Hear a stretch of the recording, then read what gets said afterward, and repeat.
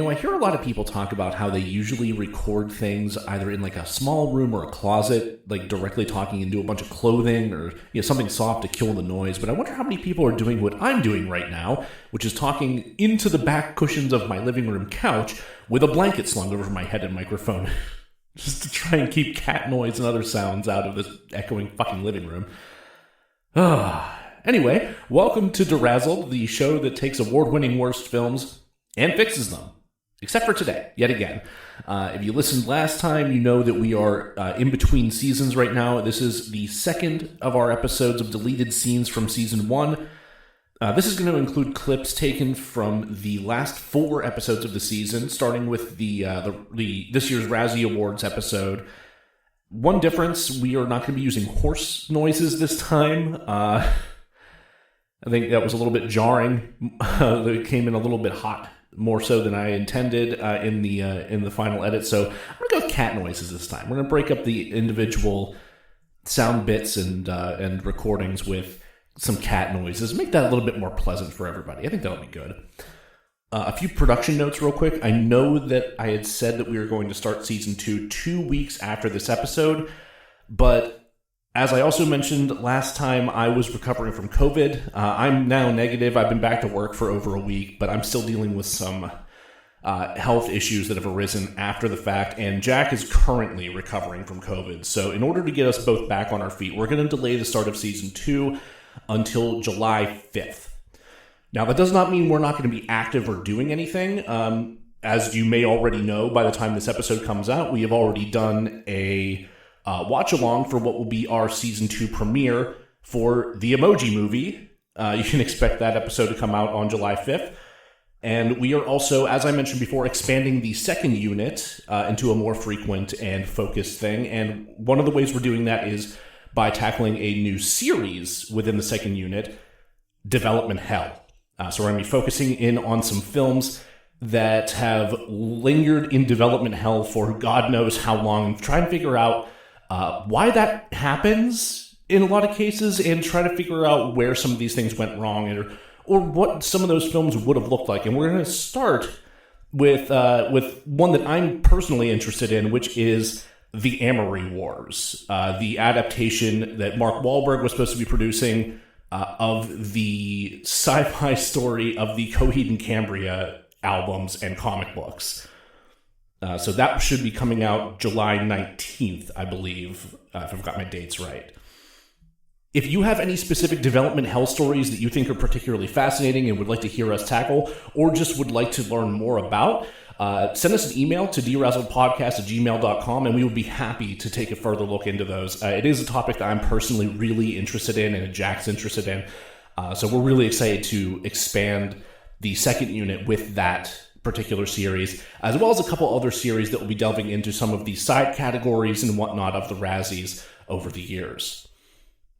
In addition to that, we have a couple of guest spots coming up. We're going to be recording this month guest spots on You Hate to See It, which was the first podcast we had ever guested on, and we're excited to go back and do another round with them. And we will also be recording, right smack in the middle of the month, a guest spot on The Cult-Worthy Classic. We are so thrilled to be able to work with Antonio Palacios again, and we're going to be digging into the movie Joe, from, I believe, 1970. So that's going to be a lot of fun to do something that's way outside of the normal purview of what we're usually covering here. So that'll be a lot of fun.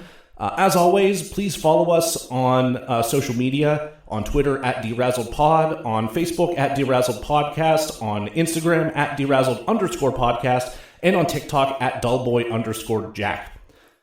You can find our Twitch page @DeRazzledDullBoyJack. Please spread the word about the show. Please continue to rate and review the show on Good Pods, on Spotify, on Apple Podcasts, and wherever else you can possibly do that so more people are able to discover us. And we will be back in July to razzle dazzle you. You know how I'm really bad at acronyms? Yeah. I'm going to assume SRS is some real sass. Joe face. We got a comment. We did? Mm-hmm. Some real, yes, that's what I said. Some real sass. So serious. They keep writing sass. That's Becca. That's Maybe like a key stuck using sass. No, it's serious. There's no R in sass, Jack. You know I'm dyslexic. Oh, fuck. Oh. Yeah, if we move the pop filter closer to the mic. Yeah. Yeah, and then you want to be talking into the part of the mic that has like the little like clover looking logo facing toward you. Talk to the clover. Yeah, basically. Talk to the clover. Okay. There we go. Okay, Jack. Talk to the clover. Talk to the clover? Talk to the clover. Talk to the clover. Fuck that clover. Jack. Sorry. Fuck that clover's feet. Sorry, lick that clover's feet. But, yeah. Is it weird that I'd be more comfortable fucking than licking a foot? No. No. Mouth versus, like, genitals? So you're saying is my genitals are a lost cause anyway, so no. Boom! Take that, Jack's junk. No, one you taste and one is just Hey Mo. something you can much easier to wash. Feet, genitals don't have it. Taste this. It's going bad. I'm gonna shut up now. Let's go ahead and start the episode before you Use all the brain cells. yeah, save that half a brain cell. You can join, by the way. You just have to turn your volume down. But when I join, it pops me up there, and I don't wanna. Oh, okay. Oh, is that what it does? Yeah. Yeah, basically like it like joins split our screen. Yeah. Oh, okay. Yeah. It like but- combines our viewers. Anyway. Anyway. We all good? We're all recording? We're all Recording? good. We're set. We're ready to go. All right, so I actually really hate paper clips. It's just like one of those things I do not like paper clips. I mean, because of the pee hole thing, or just in general? No, they're good for that. But Discovering new kinks. Not When- to yuck anyone's yum if you're into sounding. It sounds like a bad idea with a paperclip. I do like the black ones that have the wings. Those are fine. That like. Oh, like the clampy ones. Yes, we're all doing the duck hands. Yeah, the Yes. the little clampy. Yeah, those are duck fine. boys. Those are fine. Yeah. Paper clips, you can maybe hold 3 pieces of paper together, and that's it. You like just skip it. Just skip it. Go with a staple. Like commit. Yeah. Go with the staple or go with the duck hands. I agree. Go with the duck hands. But let's Somewhat related. So Rob taught us the magic of VPL during Yeah, the Cats yeah. episode. Visible penis line. It's just before I was leaving the house to come here. Becca showed me an ad that she got from Walmart in her Facebook feed that is just straight up like a dude's crotch area wearing shorts as low as you can possibly wear them, and there's just like it's not even visible penis line. It is just straight up like cock sheathed in gym short combined with like it's a so low that you've just got full cum gutters going on, just like the degree, like I could see the outline of this penis so thoroughly from across the living room on the screen of her phone. That's so. It's for Walmart. For Walmart. Bizarre. Yeah. Okay, Walmart. I hope it was an intern. It's like, you know what, my last day. This is going in there. I can't fucking take it here anymore. I won't. We can't unionize. I'm getting paid for shit. My manager's a piece of garbage. Here we go. This is my swan song. We have a question from Maurice Charles. Maurice Mo. So he was asking, or is asking, women have shown up for Twilight and for 50 Shades of Grey. Is there you are now answering for all women everywhere. Is there a consensus on Nymphomaniac, which is a Lars Van Trier film, part 1 and 2? I haven't watched it yet. it's a two-parter. It is a two-parter. Oh. I have watched it. It's been a minute. I very much enjoyed it, but now I'm trying to think back because there are a lot of things that I watch or read that I know are unhealthy, but I enjoy anyway. Sure. So I'm trying to think back to give it more of a critique versus than just saying like, yeah, it was hot. But Have you heard from other friends that you have their opinion on it? Is it just like you, the pervert, has watched the movie about? It might be just me, the pervert, that's watched it, but I suspect that now. So 50 Shades. That was a bit of a 40, I guess. 50 Shades, I think, is one of the first like mainstream acceptable taboos to like read and watch. But Nymphomaniac, I think, is still to the point in like our sexuality where it's still repressed that nobody wants to admit that they have watched it. I think that not even just Nymphomaniac, but like Lars von Trier in general is a little bit more underground than the average movie goer is going to see. I mean, he very often is trying to delve into taboo subjects and pushing envelopes and so on and so forth. That movie He is a troll. Like, He's a troll. Yeah. Love him or hate him. Yeah, I think we've gotten a fuck Von Trier on the show once or twice here or there. I'm sure. I it depends on the movie for me. Yeah. There are movies of his I like. There's other ones I'm like, oh, come on, man. That's one of the reasons I haven't watched Nymphomaniac, because I'm like, is this going to upset me? Lars? Lars? You want to say you're a descendant of Hitler again? No? Okay. Oh, no. He's a little troll. Anyway, yeah, no, what we need to do is get a bunch of our femme friends, sit down, and have a 6-hour Nymphomaniac marathon. Yeah. That sounds like a thing that everyone will enjoy. The screams were heard from blocks away. Are we watching? Great. Are we watching? We're not having orgy porgy. I was like, we're hearing screams. Like, is this something that's happening? No, at the house? I've not seen the movie other than the posters. So I assume it's going to be a lot of uncomfortable. Anyway, let's move on. Hey, before we get to, we've already had like a lot of really good discussion before we even started the episode. I know, right? Can we hold for sound? Yeah, I'm not sure if anybody can hear that or if it's being picked up, but there's definitely a cat clawing at something in the other room. I don't think it's cat clawing. I think it's the squirrels. Oh, God damn it. I forgot about the squirrels. Well, there's nothing we can do about that without violence. I'm not even sure if it's being picked up by the mics. It's probably not being picked up. But... It's just pissing me off. Yeah, that's fair. Like I'm noticing it, but I don't know if what just happened? Sablina just went out on the porch. We have some squirrels in the overhang of the like in your front porch awning thing. Yeah. And I just slapped the mailbox. they're the most obnoxious little fuckers. Sure. Especially when you're home alone and all you hear is knock, knock, knock. Yeah, I'm like watching like some like murder movie on Shudder, and then it's just like. I'm trying to watch Henry Portrait of a Serial Killer for the fourth time this week. This is amazing comedy. Henry Portrait of a Serial Killer.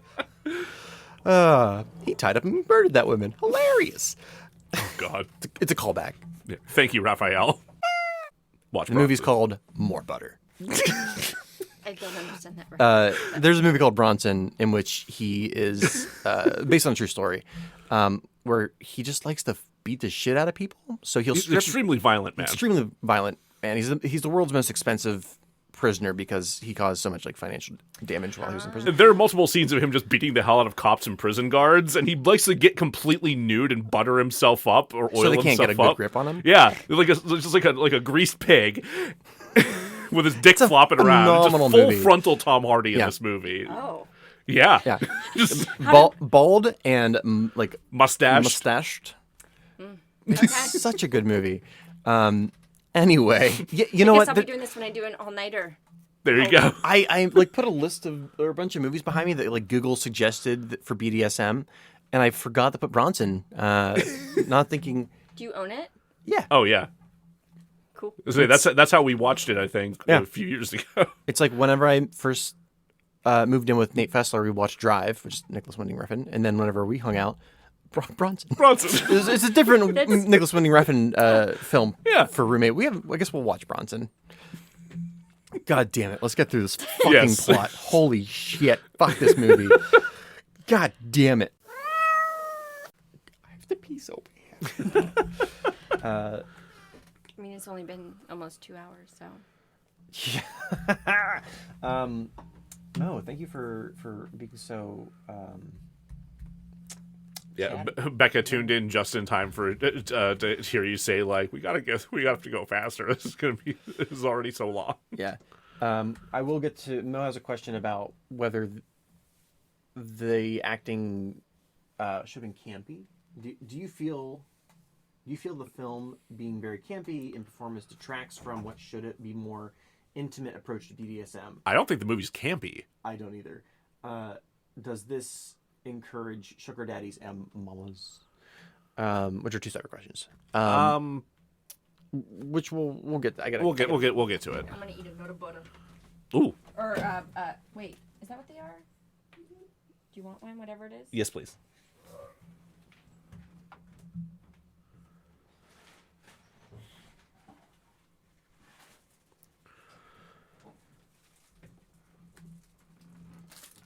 They're these things. Oh yeah, no, these are delicious. Becca just commented, I'm so glad I tuned in just in time to hear Joe yell about how there wasn't enough dick in this movie for the second time today. Because I did yell about this when I got home from work. Funny. There should have been dick. Yep. I will die on this hill. Yes. Of the many hills that I will die on, I'll be right there with you. This is one of them. Hell yeah. Plastic noises. It's a good hill, honey, she says. We are all here for more dick. That should just be the letter we write to E.L. James.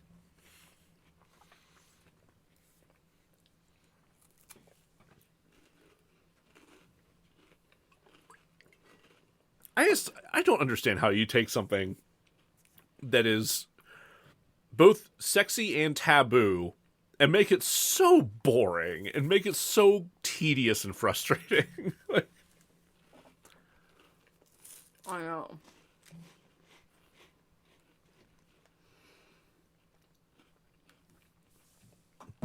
Also, the book so overuses the phrase 50 Shades. Yes. One thing, when I started reading it, he quotes Carnegie in it, in like the first chapter. What, say that again? Andrew Carnegie is quoted in 50 Shades in the very first chapter. Yep. Okay, well, I'm going to need to hear about that in a minute. I forgot about that. Andrew Carnegie, the self-help writer, or Andrew Carnegie, the industrialist douchebag? Industrialist douchebag. Yeah.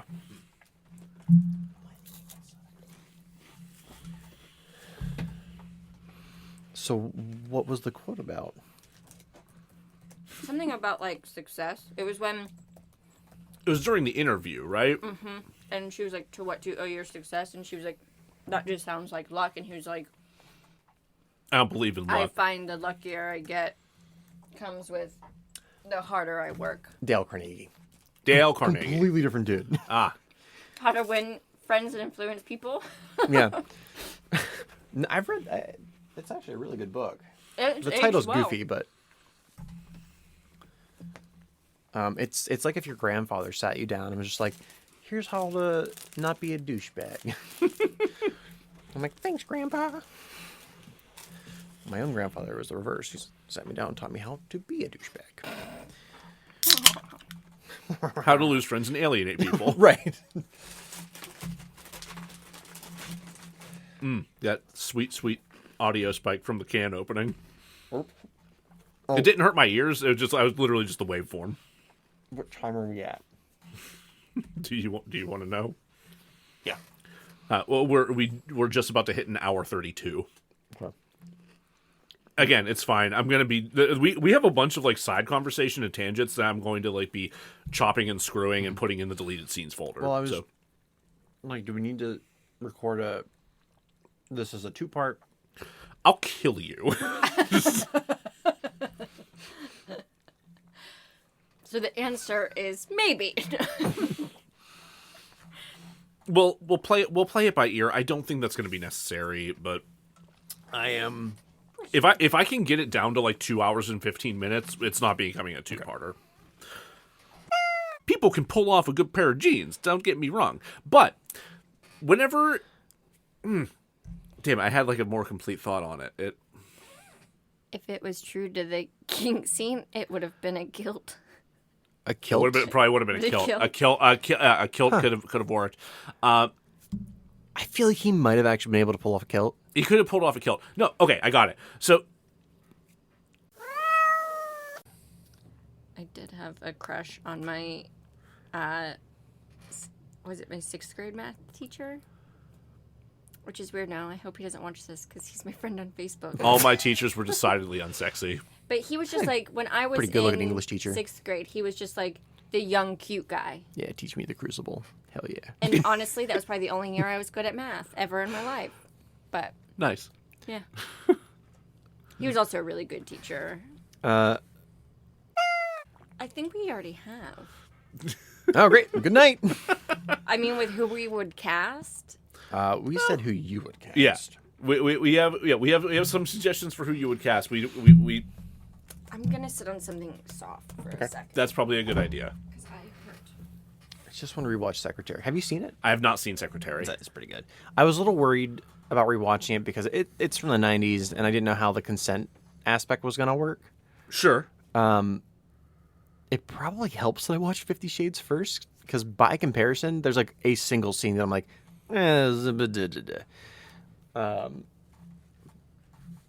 but and way less nudity and so much hotter. And I know some people find like James Spader super fucking sexy. I don't, but I'm like, a pretty good job. I mean, I kind of get it. I get Like, it. He's not exactly my type either, but like I can see it a little bit. I think it's in like his overall air. Yeah. Yeah. There's a confidence. Becca pointed out, I do not have a dick, but surely having an erection pressing against a jean zipper would not feel pleasant. Can confirm. That's terrible. I've definitely, God damn it, we're live. I've definitely like dry humped a like raw spot into my dick. Oh God. I mean, chafing is a motherfucker. Like, listen, it's it's high school. oh, especially then before you've had a sex, you just don't know any better. Yeah, you just chafe raw, and then you learn you just learn from that. And you're just like, can't wear pants. Can't wear pants for a while. Yeah, but then you have to. You have to because like school laws and school. Laws. You can't get like a doctor's note and be like, can't wear pants. Got chafe dick. Got chafe dick. Dick chafe. Got that. God damn it. Not that I still, I'm older, but I still appreciate a good dry hump. Not for hours. No. Not for hours. To, no. Chafe a hole into my wiener, but. DeRazzled, bringing you quality entertainment since last June. September? Last September. For public release, but. You ever see Crash? It's another James Spader where he's hot. Crash. Wait. It's Cronenberg. Oh, I was going to say, you mean Cronenberg Crash. Yeah. Yes. No, I've not. No, the Oscar-winning... The not at all Scientology problem Crash. God. No, I've not seen Cronenberg's Crash. Though we've mentioned it multiple times, and I'm aware of it. I know what it's about, and I kind of do want to see it. You ever want to see Casey Jones get hard to watching car accidents? Wait, it's fucking Elias Koteas or whatever his name is? Pretty sure. Yeah, now I very much want to watch that. I want to say this.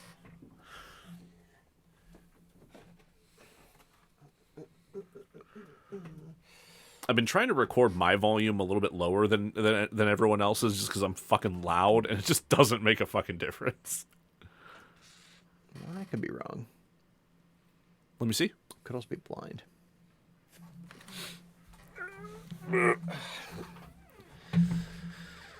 Remember when So that's a pull quote. Just sex and car crashes. You're not wrong. Yeah, no, you got it right. He's on. is Yeah, it? he's on there. I'll put that on the pervert pile. Right beside Hellraiser and American Psycho. Oh man, we haven't made a single Hellraiser joke this whole time. Who are we? I was really trying to find a movie. I was talking to BeLinda about this. Where I was trying to find. What song are we breaking? Whenever you're ready. Oh, I was like, I was gonna start something soft, and instead I sat on the toilet, so it's not much of a. You can grab something for your butt if you want. Yeah, if you grab a pillow or something. I have one. It's too big. We can Doesn't switch. Work. Are you sure? Yeah, I don't care. Yes, please. Change places. Did you grab that shit? About shit myself. Sorry. Glad I just got everybody. I adjusted my dick on screen. Oh, you're just moving. I would. Oh. Yeah. What? Here. We watched it. I don't know what you were doing, but it wasn't working. I'm tired. Oh, that's soft. That's nice. Oh, it has armrests, so I can sit like a real gay has now. armrests. What was that? I can sit like a real gay now. There you go. Sit in chairs wrongly. I mean, as a bisexual, Yep. Yep. I mean, I've been. That should have been my first sign. That I've been incapable of sitting in chairs correctly from a very young age. Yep. So true.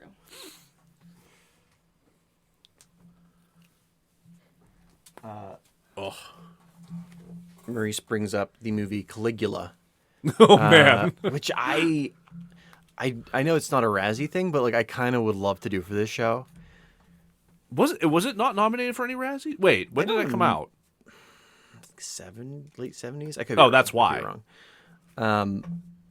Wait, did it get any stinkers? Could be. Maybe. Could have gotten some stinkers. That's something to look into. I, for years, have said that Helen Mirren is my like grandma crush. No, that's legit. Yeah. Like Helen Mirren's gorgeous. Has always been Yeah, gorgeous. has always been Will gorgeous. always be gorgeous. And Just like the one time somebody was like, "So how does it feel to be sexualized as a woman?" and she ripped his throat out and drank his blood. good. It was great. It was great. It was like the 70s too, so it was like, Oh, I think I've seen that Yeah. interview. Yeah, she just eviscerates this guy. yeah, I was like, I respect what you're saying, but also that was hot as but hell. also I'm like very turned on right now. Oh, I can. Do you want me to start? I can start yelling at you. Not at me, at reporters. if you- at sexist Hollywood reporters. especially sexist Hollywood reporters, but like really, if you Oh, I'm not gonna end up in Hollywood. eviscerate anything to do with patriarchy, I'm like, That's pretty hot. Now this makes sense. I had a point. Oh, I was trying to find a movie where the woman was the dom and the man was a sub. Good fucking luck. Yeah, I'm sure that it's either so obscure that you'd have a ton of trouble finding out without extensive Right. research, or it hasn't happened, Or it's just legit a straight up porno. or that. I found a lot of. That's the problem. Is like you go to search it and it's like porn. I'm like, Porn? not right now. just a bunch of seagulls go by. Porn. Yeah. Porn. I've summoned the gulls. The porn The gulls are sex back. skulls. The sex gulls. I would absolutely watch that punk band. Oh God. Okay, let's do this. All right. Is this the final? Brain cell. I think we're past that. I mean, yeah, but is this the final? This is the final act. This will yeah. be the final Yeah, act. Yeah. Because Grandma's about to turn into a yam over here. Yeah. I got my titties. Let's go. Mo was saying he enjoys Rules of Attraction and it's the greatest Vanderbeek film, which is true. That's just hands down. Nice. Okay. Oh my God, there's a moment in college where I was like sitting down with my friend Vicky. We were watching Rules of Attraction. Like I said, there's a lot of sex in the movie, and we knew at some point my roommate Steve's dad was going to show up to like pick him up for dinner or whatever. Sure. But we didn't know when. And then I'm like, no worries. Like, we'll just like turn the movie off when it gets here if it gets weird. So like we heard a knock at the door, and then we hit pause instead of stop.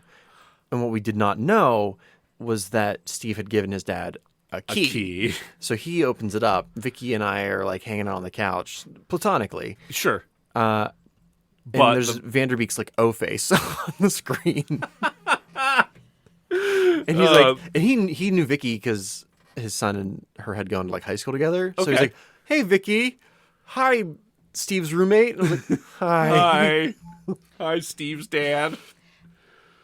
I know who I want to direct it. No. I had to Google it, but Ryan Murphy, who wrote Scream Queens and American Horror Story. No. We liked Scream Queens. He was a showrunner. A showrunner doesn't necessarily do the best at directing solo projects, and didn't he also do some other shit? I think he did. He did a couple like musical things that I couldn't give a fuck about. We'll make him a consultant. Okay. He's a pervert, so that would help. That's true. American Horror Story. Yeah, no, Yeah. I like the idea Scream of Ryan Queens. Murphy being a consulting pervert. But like, here's the thing: if you get I will be your consulting pervert. Just BeLinda and Ryan Murphy. listen, here's the thing I'm scared of. Right? You have Ryan Murphy, who's a gay, creepy pervert, Uh-huh. and you have Brady Snellis, who's a great gay, creepy pervert, and you put those two together. That That's child imbalanced. is going to be fucking bizarre. Yeah, no, I think you need someone who's not another gay, creepy pervert to balance things out. Clive Barker. Oh, no! Anastasia, I have such sights to show you. Jesus. Would that make me the third gay, creepy? You would not want to be on that set at that point, but you could be. No, I think a female gay, creepy pervert would be different. That's at least a different perspective to add in. You being on set, that's the movie. Like you being, because like by creepy pervert, I don't mean like creepy pervert. I mean like Jesus wept, creepy pervert. Yeah. Like blood and knives and guts, creepy. Okay. I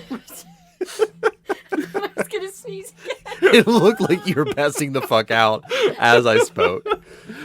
I was trying not to sneeze. Yes. Mo had it. He also did Glee. Ryan Murphy. Ew.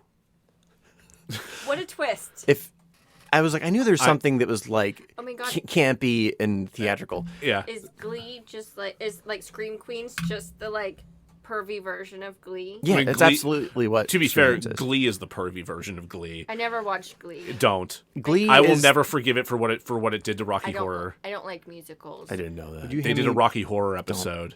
It's fucking atrocious. R.I.P. Yeah. R.I.P. You're fucking around with a moving on. box cutter's probably not the way we want to Yeah, go. don't do that. No. For those of you on the live stream, I need to have like a thing to help articulate in my hand, which is normally like a pencil or a paintbrush, Something. Yeah. something, A fidget thing. a fidget thing. But a box cutter's probably not the way to go. Well, we'll see. We'll see how the episode goes.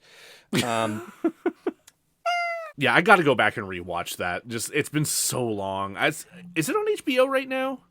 I don't know because when I had to watch Batman and Robin, we had to watch on Hulu. We did have to watch that on Hulu. Oh God damn it. Yeah. And you know how like when you start to type in an address, like the last time you used like those first 4 letters, it'll just take you Just there. take you right there. So I'm like Hulu, and it's like Hulu / Batman and Robin. no, no, bad. Stop that. Just trying to watch what we do in the shadows. We finished season 1 yesterday. yeah? It's so good. I love it. I was so happy to see like the New Zealand vampires come back in the trial Yeah, episode. yeah. That was so fun. Also, all those other cinematic vampires. Blade? You're or fucking some- Blade on a Wesley bad Snipes? snipe or on a bad Skype call. Yeah.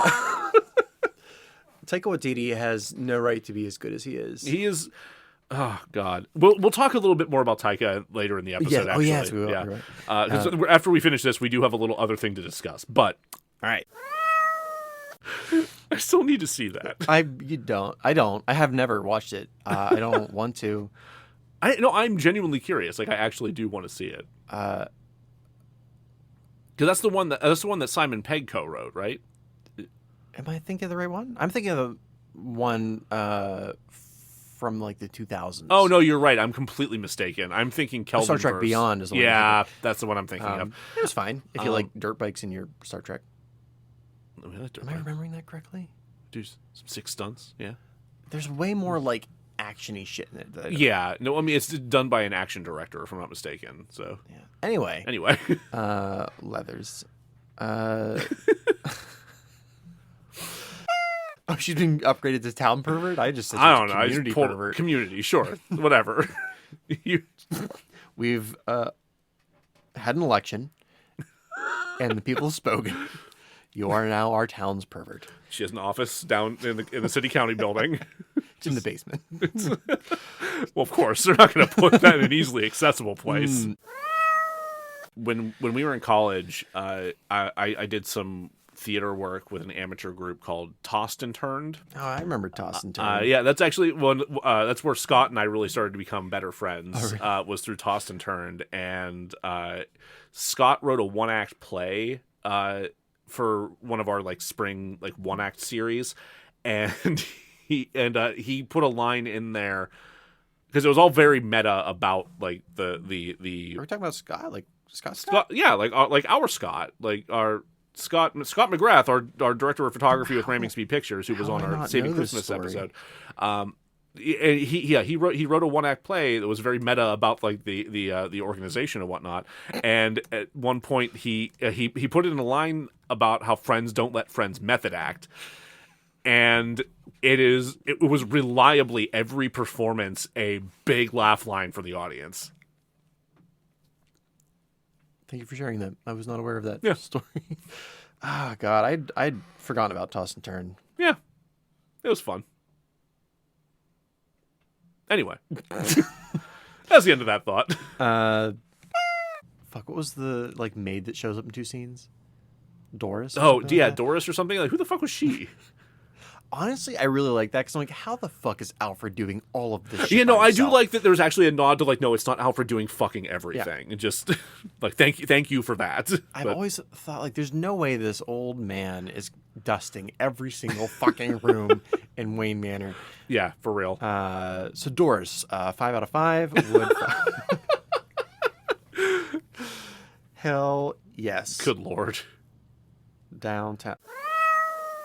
Or like everybody just kind of commits to like being each other's palanquin with the exception of no one sitting in it. You're just using it as cover.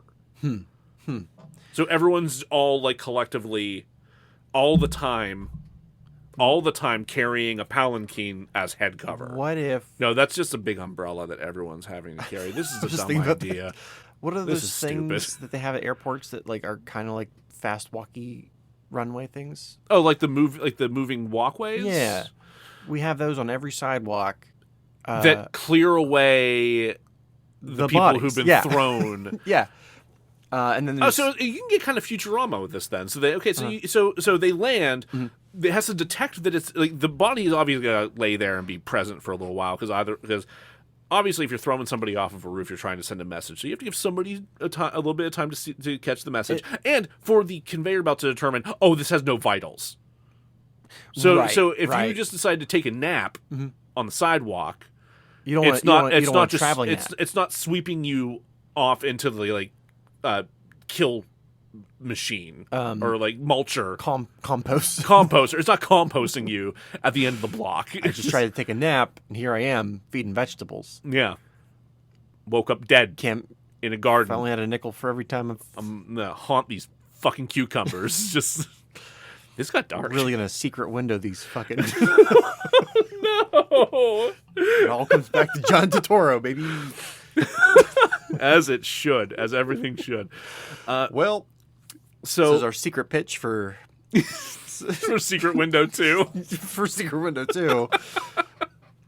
Oh God, I didn't think we were gonna do any of this today. Sorry, just watching my cat trying to negotiate her way through the sound blanket. Yeah, she was having a rough She was time there. not She got doing real. well. She got real confused. So moving on. Now that we have, You're welcome. thank you, and you're welcome. So now that we have accomplished this, there was one other thing that we wanted to talk about. So the first teaser for Taika Waititi's Thor: Love and Thunder just dropped the other day. If you have not watched it and you are one to watch trailers and whatnot, fucking watch it because it slaps. Cool. It's so fucking cool. That the scene where Star-Lord is like giving his impassioned speech about like, you know, being with the people you love or whatever, and you see him looking at the Guardians, and then Chris Hemsworth just like slowly comes into frame staring at him longingly. It's so good. Somebody pointed out how incredible it is that there's some like mild queer coding happening. Yes, absolutely. With Chris Pratt, who's not a confirmed homophobe, but is like the thinnest short hair away from being confirmed as a homophobe. At the very least, attends a church that is Highly homophobic. Yeah. And then you have jolly ass goddamn Chris Hemsworth. Chris gaying it Hemsworth, up, who's or just God damn it! You do that every I time. will never not call him Helmsworth. With Taika Waititi, who just gays up everything. I know. It's great. Oh my god. I hope they didn't even have Chris Pratt that day. It was stand-in, and then it's all spliced together. Yeah. So he had no idea it was happening. No idea. Oh my god, that'd be funny as hell. But you know, the big reveal at the end of this trailer is our first look at the mighty Thor, played by Mild spoilers. Miles. I mean, The mildest. This is like the mildest of spoilers. Is the mighty Thor as portrayed by Natalie Portman, which if you saw the Comic-Con Hall H panel from 3 fucking years ago where they announced this movie, you know that Natalie Portman's coming back for this movie. You saw her holding a Mjolnir on the stage that was like, as like Taika Waititi got down on one knee and presented it to her. Yeah. Like, we knew this was happening. Like a female version of Thor, Dr. Jane Foster as Thor, has existed in pop culture since 2014. So it's a relatively quick jump for it to make it from the comics to this, or to the big screen. Though Marvel's been using their more modern storylines. True. Quicker. I mean, hence Sam as Cap, as Captain America. Even Winter Soldier's storyline is not that old. Really? By comic book form. Okay. Oh, I guess we're considering Captain America is one of the fucking oldest comics on the face of the planet, right, yeah. too. Relatively, yeah. Relatively. But so, that came out when we were in college. Really? I didn't realize it was that recent. Holy shit. Okay. I learned something today. So, what gets me about this? So, you see Natalie Portman in the Thor getup, like with the helmet, with the wings, holding the reconstructed Mjolnir, and with just like fucking biceps for days. Like, she could bench press me. Which I didn't notice because I was looking at how cool her helmet is. Oh, yeah, I needed to rewatch it again. Like the costuming on her is amazing. It's exactly as it is in the comics. Yeah, but like, she's clearly been working out for this. Like, oh my god, like her arms are big. Like, especially when you do like a side by side comparison of like a regular shot, like that Hall H Comic-Con shot of her versus now, it's like, damn, girl been lifting. So a lot of people have been watching this, and their immediate response, like, there's been a giant outcry of like, holy shit, this rules. Yeah.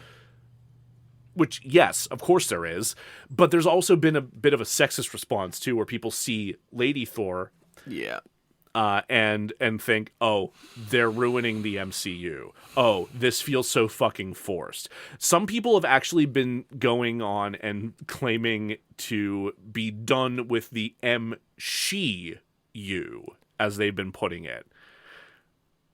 My boy, if you think Disney's going to give a single fuck about losing your money, they already own your soul. Seriously. You try to go a day without not watching something that Disney doesn't have its gloved... Watching or consuming or... I live in your wallet. You have no idea what I could do to you. I control the purse strings, motherfucker. Well, This is how we get sued. Oh, good lord.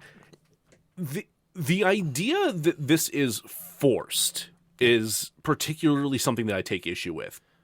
Because this idea has been in the pop culture consciousness for 8 years.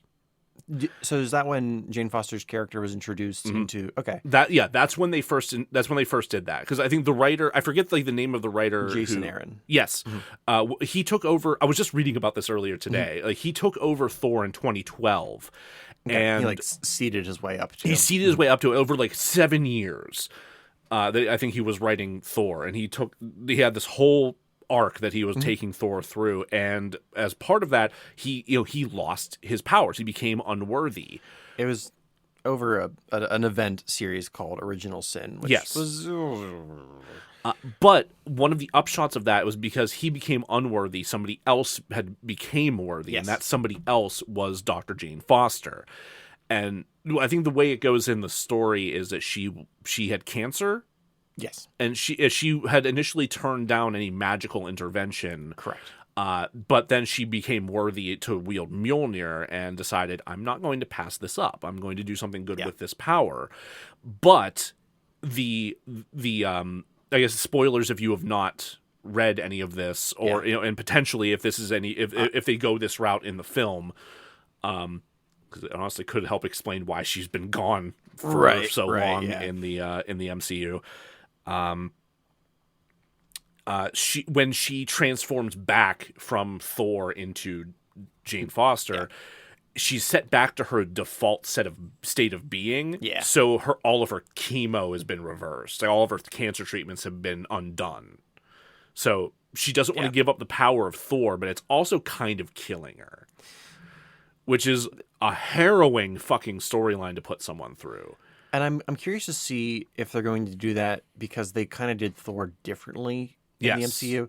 So when Thor was first introduced way back, I think Journey into Mystery. Yeah. The way that it worked was a normal mortal man found the Mjolnir. Yes. And when he picked it up, he was deemed worthy. Granted the power of Thor. So Thor kind of not possessed him, but became part of, I think his name was Donald something. Yeah, it was something along those lines. And as the comic went on,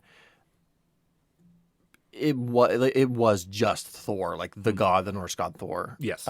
They kind of did away with the Thor ability joining with the human. But because that's always been a part of his backstory, when Jane Foster picked it up, she was endowed with the power of Thor. That she could activate and deactivate, and hence the impact on her cancer treatment. Which I think at that point Thor didn't revert back to becoming Donald. What's his name? He just took on the moniker Odin's son. Yeah. I think the comic was something unworthy Thor or something. I don't remember. It was also written by Jason Aaron. Yeah, and I do want to try to read that run before. I would be interested in taking a crack at that, reading through and seeing what that's all about. But it came out around the same time as Sam becoming Captain America. I think they both kind of had their origins stem from that event series, which I'm a little bitter about, just because at the time it killed off Uatu the Watcher. Oh shit! And it undid Nick Fury as Nick Fury. Oh wow! Because they wanted to push towards a more MCU accurate Nick Fury. Right. Which I get this was them shifting away from white Nick Fury. Yeah. Okay, that's interesting. But because I know it was only particular universes. It was where it was the Sam Jackson Nick Fury. The Ultimates universe. Yes. Sam Jackson was the Nick Fury there, and then they're like, well, they've since, because of comic book magic, done away with the Ultimate Universe, keeping a handful of characters like him and Miles Morales. Correct. And yeah. But they're in the main MCU 616. The main Marvel Comics timeline, 616. Correct. Yeah. Nick Fury, which I guess this tracks, had a son that he didn't know about, who was half black, also named Nick Fury. And they're like, Junior. yeah, basically, they're like, and here's your new Nick Fury. You like him because he's like Sam Jackson. And But now he's also David Hasselhoff's son. Yeah. And we've banished David Hasselhoff, Nick Fury, to the moon. Whee! And I'm like, but you could have both. We could have both. Let them adventure together. There could be some great dramatic tension there because Nick Fury is very morally gray area, if even that. Hey, whatever, it's comic books. Yeah. Anyway, yeah. So there's a bunch of whiny piss babies having a problem with a woman being Thor because of a teaser. They are saying that it's forced, even though this isn't even revealing the fucking plot of anything. Yeah. It's just a fucking teaser. It's not like they're having Chris Hemsworth. You got it. There we go. Do like a cameo at the beginning and then fuck right off. No, he's in the whole fucking movie. Do you really think Taika Waititi is going to completely do away with Chris Hemsworth? No, he loves working with that man. This movie felt the most like it was about Thor. Just from the trailer, I'm like, this is about his journey. This teaser is entirely focused on it being about Thor, 100%. Yeah. It is about him giving up the superhero life and going to fuck off and discover himself in the universe and make out with blue-haired chicks. It's... Yeah. Yeah. What do you want? I've always been a nerdy comic fan person, and it's upsetting, sometimes it was comic books, sometimes it was Star Wars, sometimes it was Gundam. Actually, Gundam fandom's not that toxic. But Star Wars. I was gonna say, I don't remember ever hearing anything with the Gundam fandom getting particularly fucking bonkers. It's weird. The newest show that they've announced, the protagonist is female, and the Gundam nerds were like, yeah, and I was like, sweet, that's nice. That's a nice change. Good, yeah, fucking good. Not going to see fucking Gundam nerds bullying a female actress off of a social media platform or something. I mean, we're used to disappointment. We've had our fair of shitty shows. And we're like, and the thing about Gundam's there's always going to be another one. All right. Oh, you don't like that one? Give it a couple of years. But it's upsetting to be a comic book nerd, to be a nerd, and then to exist within that toxic fandom. That's one of the reasons I was kind of pushed away from Rick and Morty. Yeah, same. I really enjoyed that show. I fucking loved that show. Hard to watch. Yeah, knowing how toxic the fans are. I still have not watched any of season 5. I will. I will eventually, but I'm not going out of my way to do it because the joy's kind of been taken out of it. There is a this is completely separate to anything we've been discussing, but there's been a bit of a resurgence of college humor. Oh, really? Yeah, they have a subscription service called Dropout. It's actually fucking great. I would highly recommend anybody either borrow a password from somebody or subscribe to this. But a few years ago they did a skit where Brendan Lee Mulligan is playing the embodiment of the Rick and Morty fandom of specifically the toxic Rick and Morty fandom, and it's the bit is that it is somebody in a morph suit that is just is the show Rick and Morty. It just says the Rick and Morty logo over a black morph suit. Going to couples therapy with their toxic fandom, and it's great. It nails everything that is wrong with that dynamic. And too often, I think we're seeing these gigantic toxic aspects of fandom rearing their ugly head. It is the Szechuan sauce backlash of Rick and Morty. It was so dumb. The whole thing was stupid. I went there that day. I went to one of them, yeah, and I was not at the one in the strip district, but I was at. I went to that one, yeah. Yeah, and I know that's the one that was supposed to have it, but. And they're like, "Oh, we ran out as soon as the door opened." People fucking rioted. No worries. I'll just eat some garbage food, but some douchebag that looks exactly like you'd expect him to look. Yep. He's I drove 2 hours to blah blah blah blah. I'm pissed. I'm calling corporate, and I'm like, sir, it is sauce. Sir, how old are you? It is sauce. It is sauce. Do I remember being very good? Yes, I do remember being very good. Do you think that person there has any say over whether or not they have Szechuan sauce? No, none. It's that. It's people demanding that Disney remake The Last Jedi or try to fundraise or crowdfund a fan-made remake of The Last Jedi. It's fucking Snyderverse fans review bombing other films. That's very frustrating. Yeah, it's like all of this fucking toxic bullshit that crops up, and then for this to happen now, like for this kind of bullshit to start cropping up, is just another iteration of that kind of horse shit that has no space. It should not have any fucking space in any fandom. Like, fuck being pissed off about a female Thor. Like, get over Guys. it. Watch, see how it works in the movie. One, I understand that you feel some kind of ownership over these characters. You don't. You don't have any ownership over them, but you have a connection to them. You have a connection to them. There are certain characters in comics that I feel very connected to. Yeah. I Daredevil, because of his depression, I connect to him. When he became a literal devil that fought for the hand, was not a fan. Did not call Marvel and threaten them. No. I waited 2 years, picked up the next run, and it was fine. There you go. Mark Waid came along, and it was incredible. Thank you, Mark.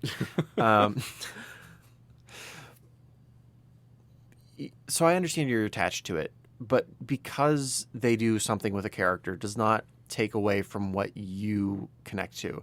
Same thing with like Ghostbusters. Right. Ghostbusters 1 and 2, like that is a very important franchise to me as a person. They were forever like a part of the fabric of my being. Just even Indiana Jones, the first 3 movies, I grew up with those. The 4th movie was fucking garbage. It didn't change anything about the first 3 movies. right.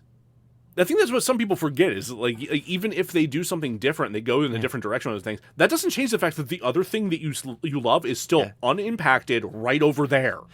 It like happens. you can still go back and watch Ragnarok. You can still go back and watch the Avengers movies. You can still go back and watch Thor 1 or God forbid the Dark World. Just like it happens in comics all the time where a Batman writer will like fucking happen with Tom King's run on Batman, which I very much enjoyed. I know a lot of people didn't. The next writer didn't care for the changes, so he just ignored them. He just ignored them. It's headcanon, my dudes. Yeah. Just It's fiction. it's fiction. They're fictional characters. You can all use this to make fan fiction. Your brain is a fan fiction power factory. of imagination. It is. You can do whatever you want with that in your own head, but like to immediately lash out at it and to try and use she as a pejorative in the reaction to this is so fucking gross and gatekeepy and it's so fucking frustrating. The idea that like Marvel or Disney or anyone else is beholden to you as a fan and your perception only of these things is so delusional. It's weird that when I was growing up, I was hesitant to admit that I like comics because I didn't want to be labeled as like a fucking nerd douchebag. Whatever. Yeah. Because at that time, like comic book movies weren't even really I mean, they were, but they weren't. They were only just starting to become widely a thing. Like accepted as a genre. yeah, like you had the handful of Batman movies. Yeah. And then, eventually you had Blade, you had X-Men, you had Spider-Man. Yeah. But you didn't have like But even to like, because like I still kind of feel weird walking into like a toy aisle to like look at the action figures. Which, Sure. Whatever.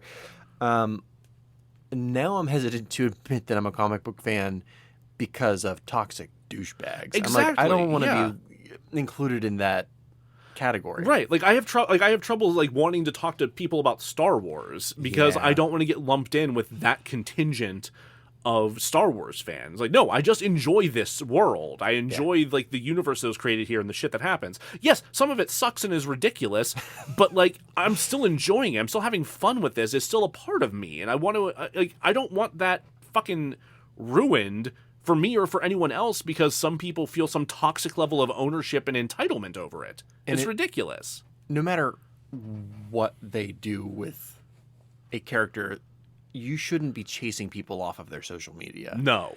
Like, or fucking with, was it Ahmed Best who played Jar Jar? Oh my God. Or Jake Lloyd. Like, what you human slime have attacked a fucking child Yeah. for a performance in a movie from 1999. If anything, like Jake Lloyd should be like giving lectures to people about like, look, like you motherfuckers fucked my life up so thoroughly. Yeah. This is what your treatment does. Like, this is what your toxic fandom has the potential to do to people. Fucking don't do this. And like, I know that like for every person out there that like had that reaction, there's some little girl who saw Jane Foster on that screen and like just got fucking pumped, like ready to run through a wall, excited, because they're seeing a woman play this hero, playing this this god. That's exciting for a lot of fucking people, and I think to shit on that and like try to use this gendered take as a pejorative and as a reason to like dismiss something before you even know, before you've even seen the fucking movie. Like my dudes, you have how many movies to pick from where you can look at it's nearing fucking 30. It's in just the MCU, it's nearing 30. Within the same goddamn movie. Yeah. You still have Thor being Thor. Yeah. He's right there. He's right there. They didn't take away your Thor boy. No. Don't be a douchebag. Don't be a douchebag. It's not hard. No. Yeah. And like, I know this is nothing new. Like but this probably isn't the first time we're going to have this conversation. No. About a thing. But I'm also like not going to point out when fans, especially if something that I'm also a fan of, are being toxic and shitty. Yeah. You should, and I don't say this to put you down, but ask yourself, why does this matter to you? And speak to a therapist about it. Yeah. Like think for a minute, like why you feel the way you feel about a thing. Feelings are meant to inform you of something. Yeah. Why did you have that feeling? What is being taken from you? What do you think is being taken from you? And then jump in front of a bus. and then have Zoe Kravitz kick you off of a roof. Our pants will save you. Do not worry. Yeah. But you have to get kicked first. You have to get kicked first. Yeah. So that's that. I felt like we should talk about and address that little bit of nonsense. Given we just spent a whole lot of time talking about sexy nonsense. We just had to kill your boners a little bit. We had to kill the boners a little bit. Emily doesn't show up, so Lydia goes to Chicago's equivalent of. Sorry, their award just slid across the table. Terrifying. Let's take that again. Yeah.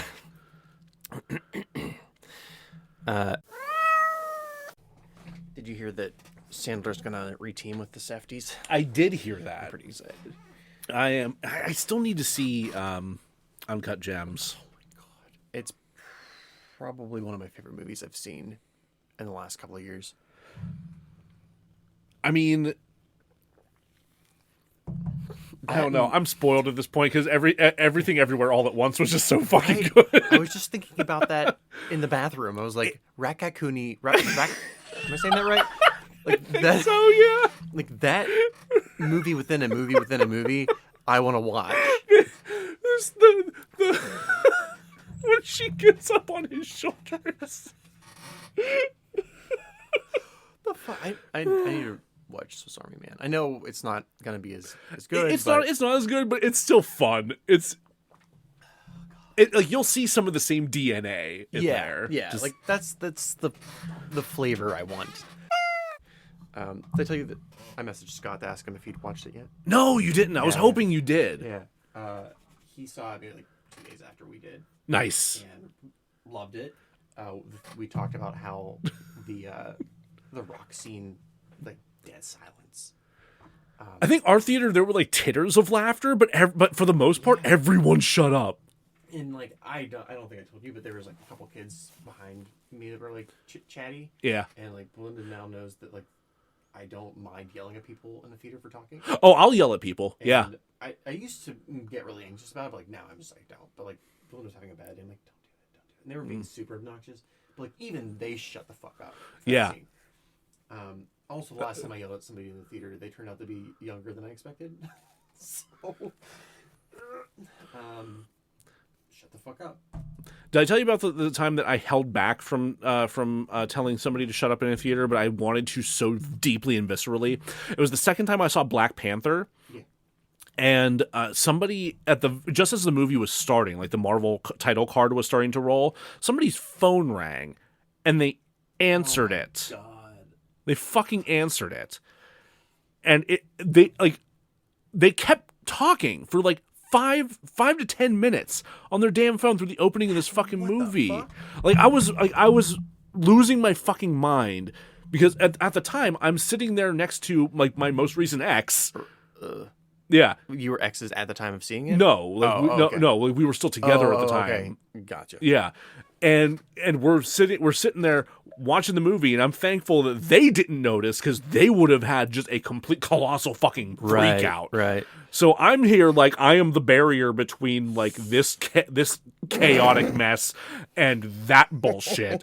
Like it took everything in me to like not say something because it would have started a fucking scene. Yeah. And then thankfully it stopped eventually. Just like, oh, good Lord.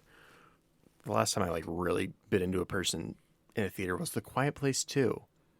Really? Their cell phone kept ringing. Mute it. It's The Quiet Place. Seriously. You're going to attract the monsters. And it was an older person because the ringtone was one of like the generic 5. Oh, sure. And I Boop, beep. Wait, no, that's the Skype one. something akin to that. Yeah. And I finally was just like, will you turn off your phone? And I didn't know like the area. I just like knew the area. So like the one guy I like locked eyes with. He's like, it wasn't me. Turn off your phone. Turn off your fucking phone in the theater. In the theater. It's a theater. At Fuck. least silence it. Seriously, it's not that hard. Like, what just happened?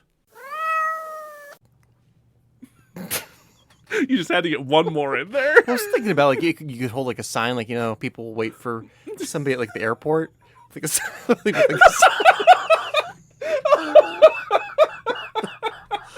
You keep your hands free to like. It's one text. nipple holding the sign, Yeah. one nipple holding the car door Right, open. right. Just, And you can be like texting on your phone or whatever, you know. I hate it so much. We did it again. We did it again. We did it again. So, are you aware of how we end the episodes? Mostly, I think. No, maybe not. Nope. Nope, I'm not. Okay, so we always end with the phrase, we're sure to razzle-dazzle ya, Okay. but we always have the guests say the razzle-dazzle ya part, so we're going to lead you in to say that part. okay. Again, we should have explained that beforehand, but we're idiots. We've And never also, once in the entire not first once. season. I'm proud to be a part of the group that came before me.